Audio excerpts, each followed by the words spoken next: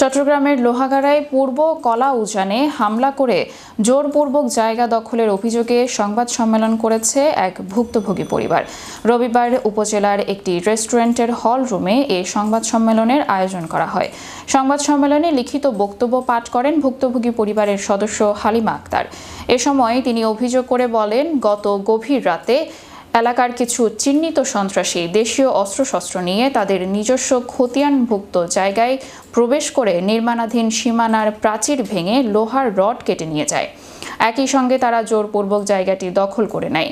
এ বিষয়ে লোহাগাড়া থানায় লিখিত অভিযোগ দায়ের করলেও ব্যবস্থা নেওয়া তো দূরের কথা, এখনো পর্যন্ত ঘটনাস্থল পরিদর্শন করেননি।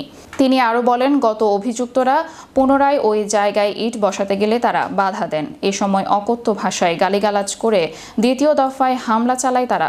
এ ঘটনায় ভুক্তভোগী পরিবার সংশ্লিষ্ট প্রশাসনের হস্তক্ষেপ কামনা করেন।